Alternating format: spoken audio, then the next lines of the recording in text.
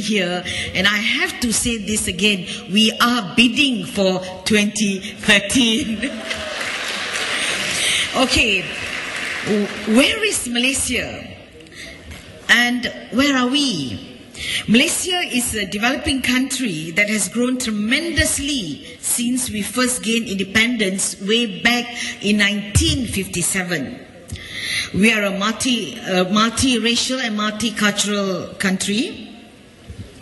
And during our formative years, Malaysia's economy changed from one that was agro-based to one that was industrial, with a robust annual rate of growth that saw the country dubbed as one of the ASEAN Tigers in the 1990s. Malaysia is now in the midst of further transformation as we adjust to the demands and challenges of a globalized and borderless world. Yes, that's our Prime Minister, and he's transforming the nation in the right direction. So under the stewardship of Dr. Sri Najib Tun Abdul Razak, various initiatives have been put in place with the aim of steering Malaysia towards becoming an advanced, developed, high-income nation in every sense of the word. Now, our nation's development path is guided by what we call the Government Transformation Program, coupled with the Economic Transformation Program, under which we have 6 national key result areas and a new economic model with some 8 strategic reform initiatives which will form the framework for the nation's economic transformation. And the implementation of this development program will be realized through what we call our 10th and 11th Malaysia plans.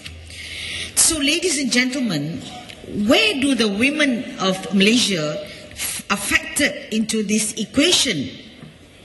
Women in Malaysia have always played a decisive role in nation building. Comprising almost half of the population, the role of the Malaysian women has continued to evolve over time.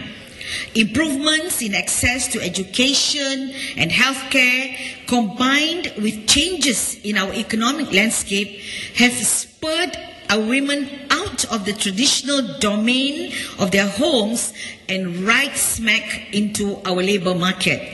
And from a marginal 30.8% in 1957, the year we got our independence, our female labour force today has now increased. For me as minister in charge, not good enough. But anyway, today we are registering some 47.3%.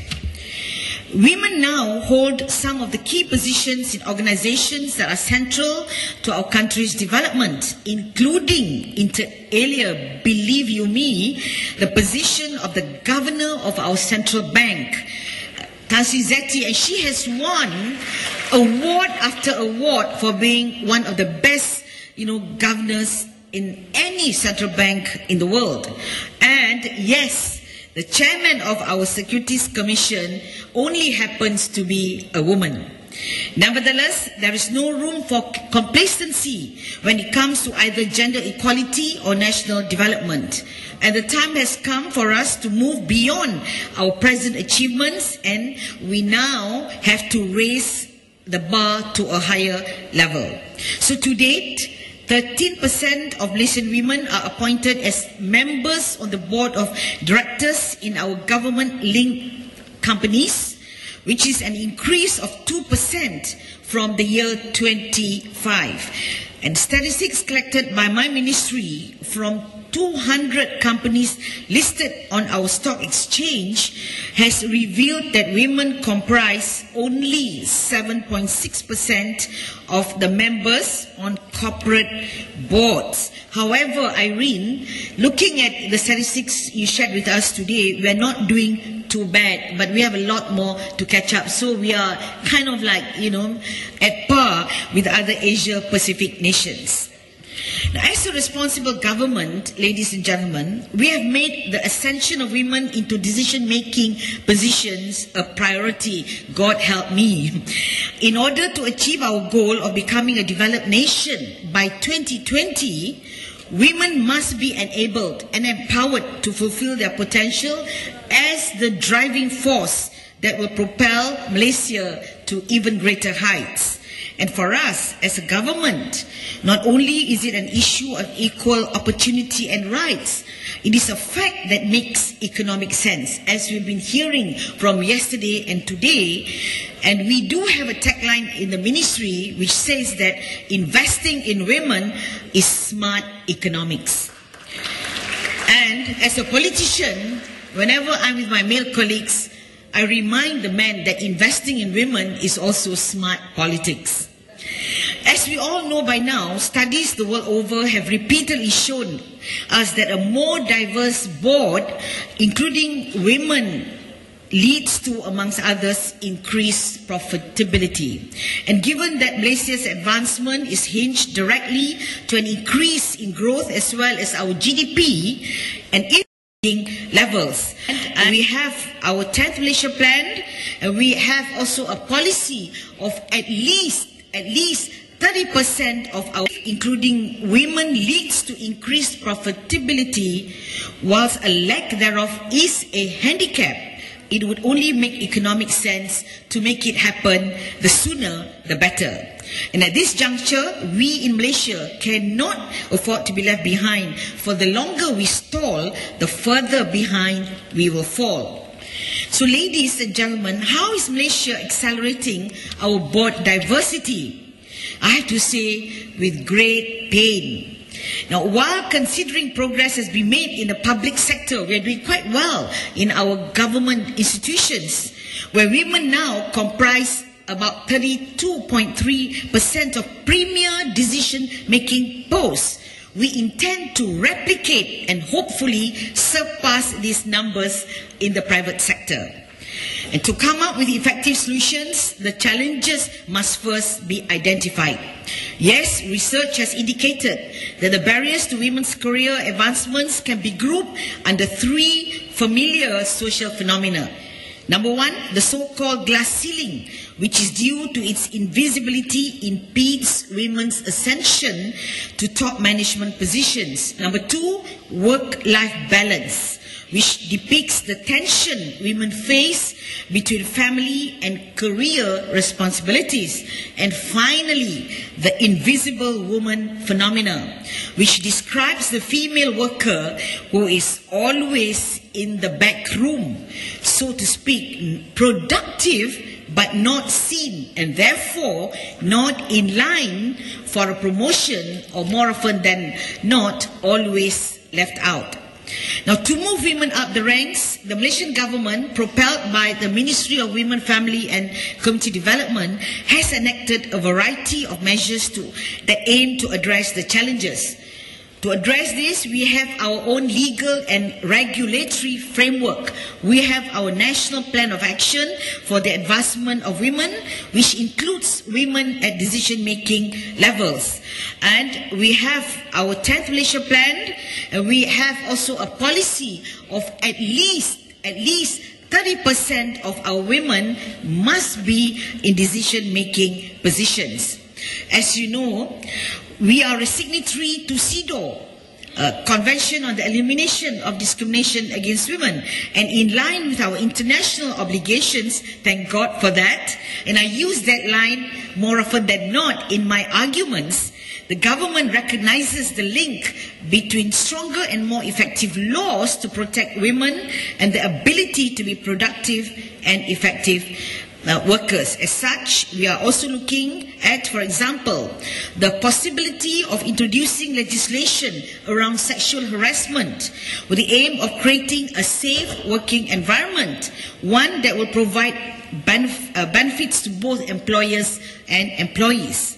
Other crucial initiatives involve engaging with the stewards of the corporate world, Securities Exchange Commission, the Central Bank, GLCs, National Development Agencies, and so on, so forth. We are also looking at promotion of specific corporate policies, for instance, that will encourage work-life balance, maternity leave, paternity leave, parental leave, flexi hours regulations, childcare, and work from home options. And finally, ladies and gentlemen, allow me to share something which I have not even shared with a lot of the women in Malaysia. The ministry, we have been having several consultations with our own Securities Commission, Central Bank, our Malaysian Stock Exchange, because I am strategizing with some corporate leaders to catapult women into decision-making positions in our corporate sector. And these discussions have resulted in collaborative efforts, at the moment rather stealthily, to look into the possibility of implementing gender diversity on boards through our Malaysian Code on Corporate Governance. And the code, which was developed and implemented by the Securities Commission, incorporates the principles and best practices of good governance and prescribes the best possible corporate governance structure and internal processes. Finally, ladies and gentlemen, we've heard this mentioned often. I have to say this, that the attitudes of women themselves with regards to their ambitions and aspirations. McKinsey recently reported that very few women actually want to reach the top in the first place. As they move up the ranks, this number decreases, but the majority continue to believe that reaching the pinnacle of decision making will not be worth the cost to get there. Now, we believe that to address the issue holistically and to augment the measures I mentioned earlier, it is absolutely essential to begin determined to make a success of my life and my career, at the same time to be a good, beautiful wife and a good and exemplary mother. It has been tough. It's not been easy, but I refuse to give up. I was willing to work with and eager to learn from the best in every field. I have a very supportive husband, thank God, who happens to be a scientist, and he's a man, listen guys, who's very secure about himself. He considers my success as his achievement. Yeah. And I come from a large extended family who has always been my pillar of strength and my safety net. I was not afraid to be with people who were intelligent and learned, because I want to learn from the best. And I learn never to be always in my comfort zone only. I have to say this, and this will be verified by all the women entrepreneurs coming here, landing now. I always had great mentors, and they were both women and especially the men. I was blessed enough to be given the opportunity by the chairman of Malaysia's National Investment Corporation to sit on several boards, and I became the first Malaysian woman in 1993 to be appointed as the chairman of a conglomerate of 2 public listed companies on the Kuala Lumpur Stock Exchange. And Alhamdulillah, when I left the companies, we were making not less than 150 million ringgit the year. So there you are, ladies and gentlemen. If I could do it, a girl from one of the villages in Malaysia, I don't see why all